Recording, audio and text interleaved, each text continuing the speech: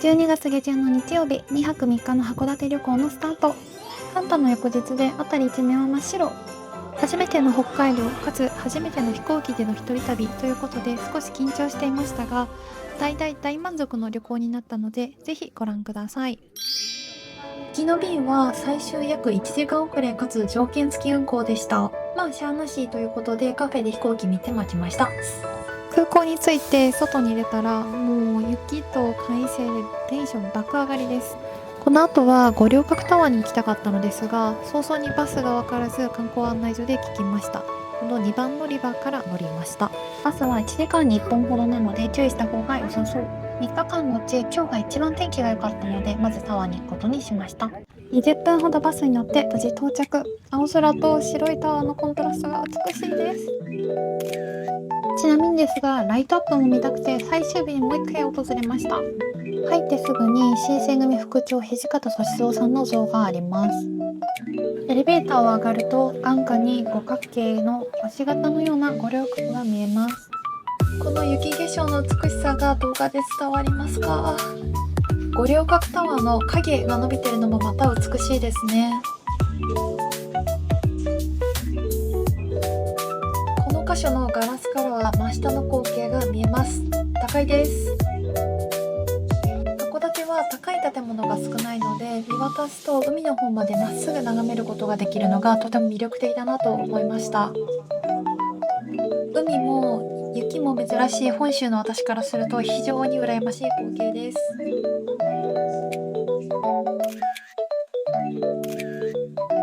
さて時刻は14時。お昼のタイミングを残してしまったのでお腹ペコペコです。ラッキーピエロ大行列。ラーメンのあじさいさん行列。回転寿司の春華さんは順番待ちができたのでちょっと待つことにしました。順番待ちの間、五稜郭公園でしばらくお散歩をすることにいたしました。いやー、これ雪ほんといい。最高です。今回の旅行では名もなき雪だるま職人が各所にいました。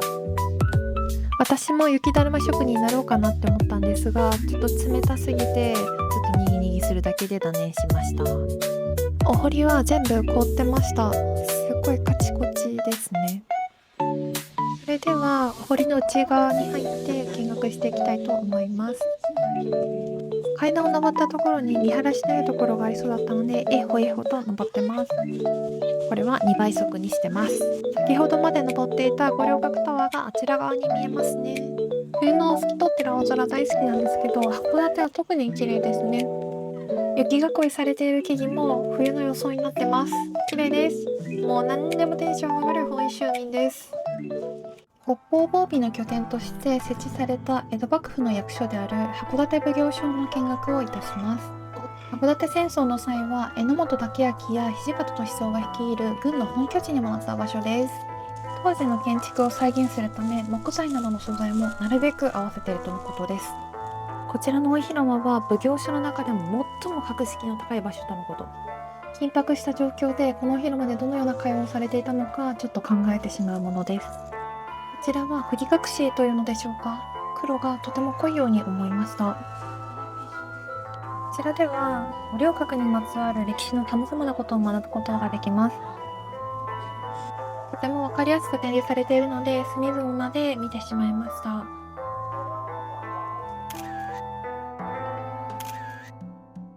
この松と雪が掛け合わさった光景はなんて美しいんでしょうか。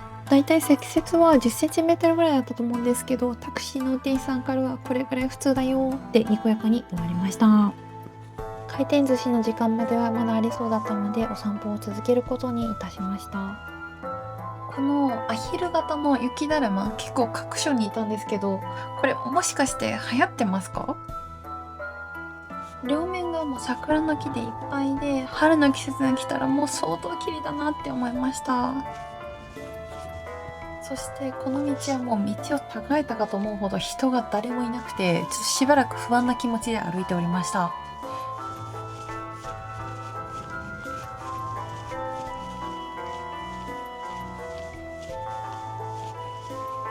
無事回転寿司屋さんの近くに戻ってくることができました。甘噛みしてますけど、この時だいぶ安心してますね。して1時間ほど待っての入店です。春華さんは活気のいい回転寿司屋さんでした。一品目は白子のポン酢和えを注文いたしました。白子好きとしても頼まずにはいられません。お寿司は10貫盛りを注文いたしました。炙り油坊主が特に美味しかったです。個人的にお寿司屋さんではあら汁マストなので、こちらも注文いたしました。関東だとお味噌ベースが主流な気がするんですけど、こちらお醤油がベースのようでした。美味しかったです。もうこのね、視界が最高です。日本酒飲みたかったんですけど、この後雪道歩くのでちょっと我慢しました。追加で頼んだ生ホタテと炙り油坊主です。油坊主は油多めなんですけど、でもこのコリッとろみたいなのがすごい美味しかったです。ちょっと予定よりも遅れ気味だったので、タクシーという名のぶっ飛びカードを使いました。次は函館山から焼き上げる予定です。函館山の手前で降ろしていただきました。先に旧函館区公会堂を訪れます。このブルーとイエローの外壁がすごい素敵ですね。旧函館区公会堂は1910年に建築された洋風の建築です。ラブライブオタクとしては聖地の一個ですね。テーブルなどの家具もとても華やかです。エンジ色のカーテンってなんでこんなに素敵なんでしょうね。当時の函館は商業が盛んで、この建物にも商人が多く集っていたそうです。この飴色になった階段もね、すごい素敵ですよね。うい、函館だよ。2階の大広間はとても広く、この場所で集会などが行われていたそうです。急に現れる函館最押しうちわ。この床のね、タイルの模様もね、すごい素敵なんですよね。ちなみにこの場所ではハイカラ衣装の貸し出しもしているようなので、気になる方はご覧ください。窓から覗く雪景色もまた趣深いものです。目の前にある元町公園からは函館港を一望することができます。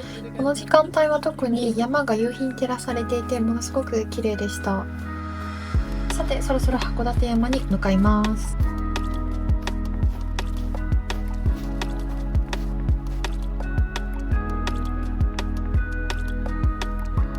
なんと函館山ロープウェイは75分待ちでした。実際のところも60分は待ちました。街の果てにたどり着いた函館山です。激混みでして、ちょっと前の方に行ける感じは全然しなかったので、有名な海側のところは屋内から見ました。外に出た時にはこちらの津軽海峡側の方はゆっくり見ることができました。時間はだいたい17時前ぐらいですね。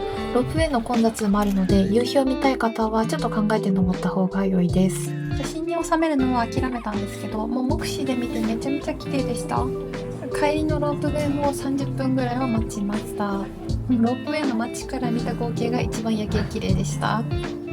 降りてきた時に下り時間は55分待ちでした。わお。この後の予定はホテルにチェックインして夕食を食べるだけなので、もう少し時間があるので夜の街を楽しむことにしました。こちらは教会ですね。やっぱり函館は海外との交流もあったためか、教会がかなり多いように感じました。歩いてると猫ちゃんに遭遇しました。ここは有名な八幡坂ですね。ラブライブでの聖地でもあります。なんかこのぐらいの時間になると急に人がいなくなりましたね。せっかくなので夜の公会堂も見たくてまた戻ってきました。ライトアップされてる姿もすごく黄色が映えていて素敵ですね。つい 1,2 時間ほど前までいた元町公園も別の場所みたいに見えます。ここ本当に人がいなかったんですけど、すっごく綺麗だったので穴場の場所だなと思いました。あまりにも人がいなさすぎてこんな感じの自撮りを撮ることもできます。本当に夜景綺麗です。海沿いにね、こんなにライトアップされていて明かりがすごいオレンジが綺麗です。なんかね、人が誰もいないとアフレコを入れてるみたいです。この坂越しに海があって、さらにその奥にまた街の光がね灯ってるっていうところがね、函館ならではの地形だなと思いました。ね、この日没を過ぎると人は誰もいなくてですね、このふ頭のところもね、人がいないんですよね。入ってはいけない場所ではないと思うんですけれども、ここ本当に人がいなくて、ゆっくり静かな時間でした。ポポンポポンみたいな横断歩道の音はちょっと関東と違うように思いました。名もなき雪だるま職人ですね。散歩の果てに夜の赤レンガ倉庫にたどり着きました。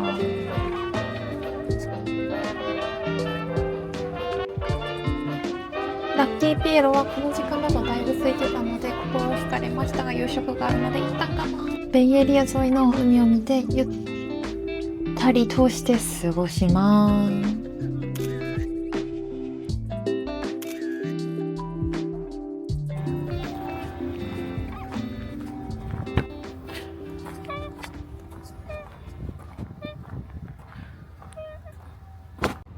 本日宿泊するラ・チョリー元町さんに到着いたしました。函館山からとても近いというところもあってこのホテルを選んだんですけれども、すごく良いホテルでした。こちらはフロントですね。なんか全体的に洋館みたいな雰囲気があります。だいたい1人1泊1万1000円から2000円ぐらいで予約いたしました。まず広いですよね。眠るところはこの小上がりを上がったところにあります。この寝るところとリビング的なところが少し切り離されているのはとてもリラックスできるのでいいところだなと思いました。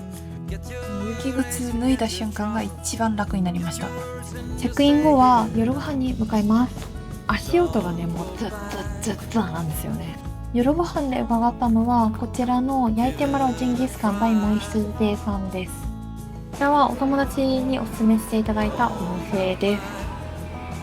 店の名前通りお店の方が焼いてくださって丁寧に蒸してくださいます。羊ってすごい少し臭みのあるイメージがあるかもしれないんですけれども、すごいマイルドなお味で美味しかったです。お店の名前通り店員さんが焼いてくださったりすごい丁寧に教えてくださるので安心して楽しむことができます。このお肉は片面5秒ずつを何回か繰り返すことで美味しく焼けると教わりましたのでゆっくり育っています。こちらのタイはわさびをつけていただくそうです。ラムでわさびってちょっと珍しいんですけど、結構甘みのあるお肉なのでわさびがついてすごいさっぱりして美味しかったですね。カウンター席もあり、お一人様ジンギスカンも入りやすい雰囲気でした。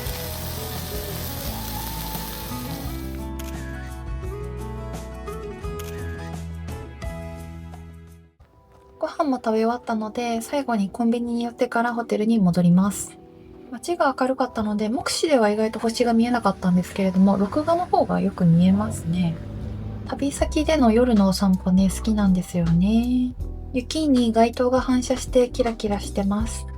北海道でコンビニといえばセイコーマートさんに来ました。セイコーマートさんオリジナル商品があちこちにあります。このかぼちゃもなんかめっちゃ美味しそうですね。お酒もオリジナルのものが多くてですね、北海道素材使ったものが多かったのでちょっと心惹かれます。雪がだいぶ固まってるので歩くときはだいぶ用心して歩きました。このスノーシューズはワークマンで買いました。安心と信頼のワークマンです。夜の街の様子を眺めながらホテルへと戻りました。このお布団横にリラックススペースがあったので、ちょっとこちらでお夜食をいただきます。1本目、北のサングリアサワー。2本目、夕張メロンサワー。3つ目、酒川チップス。4つ目、キューピーコーはヒーリングです。ちょっとジンギスカン食べた後にしては水分量多いんですけれども、ちょっとセイコーマートさんで見て美味しそうだったので買ってしまいました。はい、KP。北のサングリアはいちごやハスカップが入っていて甘酸っぱいお味です。これはだいぶ好みでした。1日目は五稜郭タワーに行くことと海鮮の美味しいものを食べること、あとはジンギスカンのお店に行くことをマストにしていたので、これらが達成できたのでかなりいい一日のスタートラインになったかなと思います。2日目は終日雨の予定なので景色を楽しむというよりもグルメを充実楽しんでいきたい所存です。2日目の予定はこんな感じですね。また明日は宿泊エリアは与野川温泉エリアの方にちょっとお引っ越しをして、そちらの方でゆっくりと過ごす予定になってます。少し動画が長くなってしまったので、別の動画に分けて撮影する予定になっております。ぜひそちらもご覧ください。函館は本当にいいとこだったので、また春に伺いたいなと思いました。では。